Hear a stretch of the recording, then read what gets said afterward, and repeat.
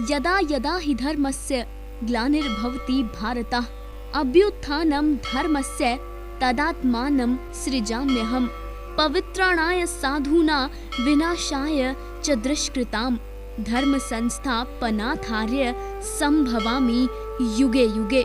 जब जब धर्म का विनाश हुआ और अधर्म का विकास हुआ, तब तब अधर्मियों का संहार और धर्म की स्थापना के लिए ईश्वर को इस मृत्युलोक में कई जन्म लेने पड़े, जिन्हें अवतार कहा गया।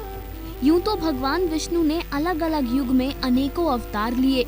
कभी वामन बन राजा बलि की परीक्षा ली, तो कभी मत्स्य अवतार ले राजा मनु की नाव खींची, कभी वराह बन धरा को धारण किया, तो कभी नरसिंह बन भक्त की रक्षा की। ऐसे अनेकों प्राचीन धार्मिक लेख और कथाएं हैं जिनमें श्री हरि के अवतारों का वर्णन किया गया है कि कैसे सृष्टि के स्वामी ने समय समय पर मृत्युलोक में अवतरित होकर मानवों का मार्गदर्शन किया। ये सभी अवतार विभिन्न कलाओं से परिपूर्ण रहे। जिस तरह भगवान के बिना पूजा का कोई अस्तित्व नहीं हो सकता, उसी तरह विष्णु के अवतार की बात राम नाम के बिना पूर्ण नहीं हो सकती। पिता की आज्ञा और वर्षों का वनवास, माता पिता के प्रति ऐसा समर्पण कहीं और देखने को नहीं मिलता।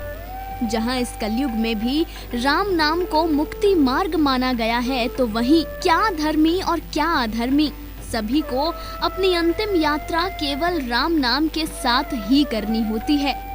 सत्य, विद्या, कीर्ति और उपकार ऐसी कलाओं से युक्त सूर्य वंश में जन्मे श्री राम सूर्य के समान 16 कलाओं से युक्त थे।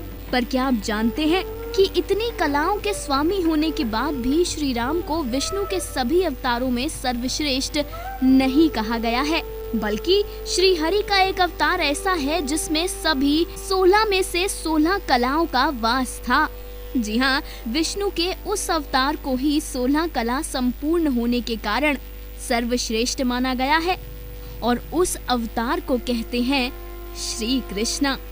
आज अपनी इस रिपोर्ट में हम आपको कृष्ण की सभी 16 कलाओं के बारे में बताने वाले हैं, ताकि आप श्री हरि के इस अवतार को पूर्णता से समझ सकें। तो चलिए अब बिना देरी किए बताते हैं आपको कि क्या क्या है केशव की 16 कलाएं। 16 कलाओं में कृष्ण की सबसे पहली कला है श्री कला। श्री लक्ष्मी को भी कहा जाता है। नाम से ही पता चलता है कि श्री कला धन से जुड़ी है। श्री कला उनमें होती है जिनके पास भरपूर धन हो। धन का यहाँ तात्पर्य सिर्फ पैसों से नहीं, बल्कि मनुष्य को मन व कर्मों से भी धनी होना पड़ता है, तब जाकर वो इस कला का स्वामी कहलाता है। और कृष्ण तो श्री कला के ही नहीं, स्वयं श्री के भी स्वामी थे। कृष्ण में श्री कला होने के कारण ही तो उन्हें कमलनाथ कहा जाता है। कमलनाथ अर्थात लक्ष्मी के प्रभु। कृष्ण की कलाओं में दूसरी कला है भू कला। भू यानी भूमि। भू कला का स्वामी वो होता है जो बड़े भूभाग पर राज करने की क्षमता रखता हो। यूं तो कृष्ण द्वारकाधीश थे और द्वारका उस समय कोई छोटी नगरी नहीं थी। कृष्ण का द्वारकाधीश होना ये बताता है कि वो भू कला में सक्षम थे। तीसरी कला जो कृष्ण में थी वो है कीर्ति कला। यहाँ भी नाम से ही साफ होता है कि वो मनुष्य जिसकी कीर्ति यानी ख्याति चारों तरफ फैली हो, वो इस कला का स्वामी होता है। और कृष्ण की ख्याति के बारे में हमें कुछ कहने की आवश्यकता ही नहीं। कृष्ण की ख्याति तो ऐसी है कि उनके 108 नामों में एक नाम लोकाध्यक्ष भी है, यानी कि तीनों लोकों का अध्यक्ष। इससे पता चलता है कि कृष्ण की ख्याति चारों तरफ ही नहीं बल्कि तीनों लोकों में फैली हुई थी। अब आते हैं कृष्ण की चौथी कला पर, जो कि है वाणी सम्मोहन। जो अपनी वाणी से हर किसी को जीत ले, जिसकी वाणी की तारीफ ना चाहते हुए भी लोगों को करनी ही पड़े, वो इस कला का स्वामी होता है। कृष्ण वाणी सम्मोहन में माहिर थे, इस बात का प्रमाण मिलता है गर्ग संहिता में। गर्ग संहिता के गोलोक खंड में लिखा है कि एक बार जब एक गोपी ने कृष्ण को माखन चोरी करते हुए रंगे हाथ पकड़ लिया था और कान्हा का हाथ पकड़कर उन्हें यशोदा मैया के समक्ष ले गई, तो यशोदा नंदन ने उस गोपी से कहा, अरे ओ गोपी, यदि अगली बार तुम मुझे यशोदा माँ के पास पकड़ कर लाई तो तुम्हारे पति का रूप धर लूंगा। गर्ग संहिता में लिखा है कि इस वाक्य के बाद कोई भी गोपी श्री हरि का हाथ पकड़ने का लज्जा के मारे साहस नहीं करती थी। ऐसा था कृष्ण का वाणी सम्मोहन। कृष्ण की 5वीं कला थी लीला। लीला और कृष्ण का तो बहुत पुराना नाता है। इसी कला के स्वामी होने के कारण कृष्ण लीलाधर रास रचैया कहलाए। लीला कृष्ण की वो कला है जो विष्णु के किसी अवतार में नहीं थी सिवाय श्री कृष्ण के। गोपियों संग रास, माखन चुराना, गोपियों के वस्त्र लेकर भाग जाना, ये सब कान्हा की लीला ही तो थी। कलाओं में कृष्ण की छठी कला है कांति। कांति अर्थात सौंदर्य, एक तरह का प्रकाश। कृष्ण इस कला के भी मालिक थे क्योंकि उनका चेहरा देखने मात्र से ही मानव अपनी सुध बुध खो बैठता था। कृष्ण के रूप से हर कोई प्रभावित हो जाता था।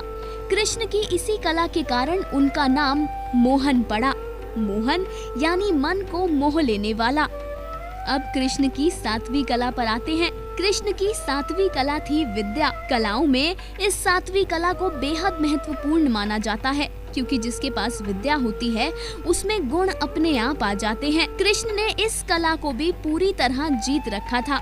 कृष्ण चारों वेदों के ज्ञाता थे। इसके साथ साथ महाभारत के दौरान गीता के रूप में कृष्ण ने अर्जुन को जो ज्ञान दिया, आज वो गीता का ज्ञान कहलाता है। और कृष्ण के द्वारा दिया गया ये गीता का ज्ञान मनुष्य को जीवन जीने की कला सिखाता है।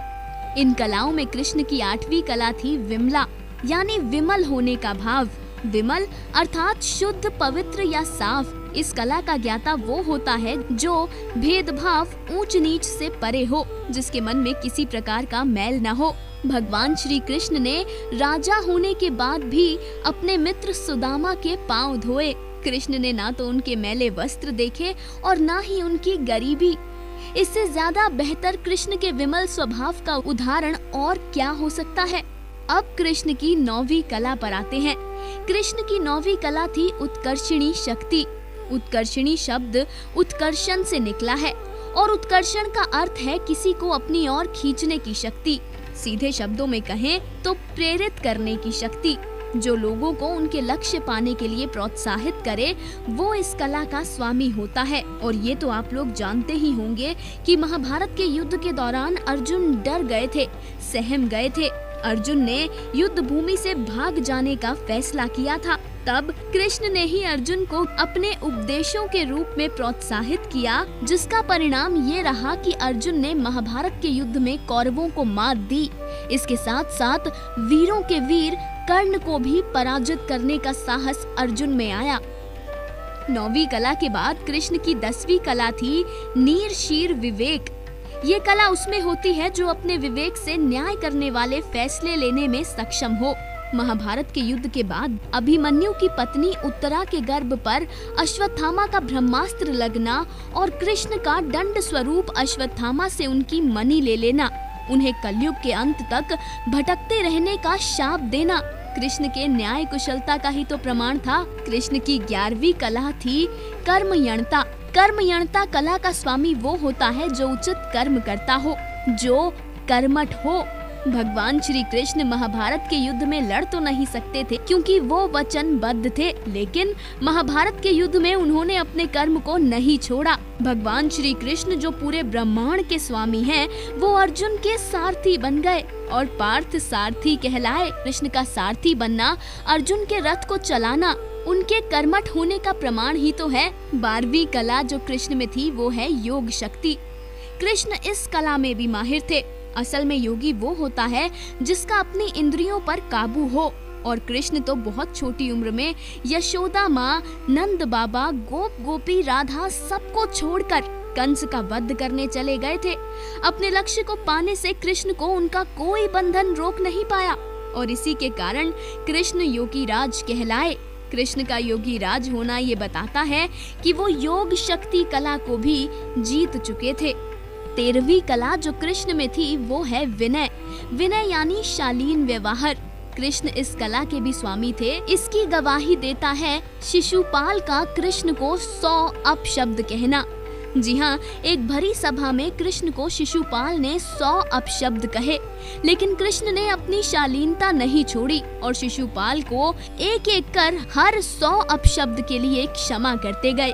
हालांकि जब शिशुपाल ने 101वां अपशब्द कहा तो कृष्ण ने उन्हें दंडित किया, लेकिन स्वयं प्रभु का समस्त दरबारियों के सामने 100 अपशब्द सुनना और उन्हें सह लेना उनके विनय का ही तो प्रमाण है।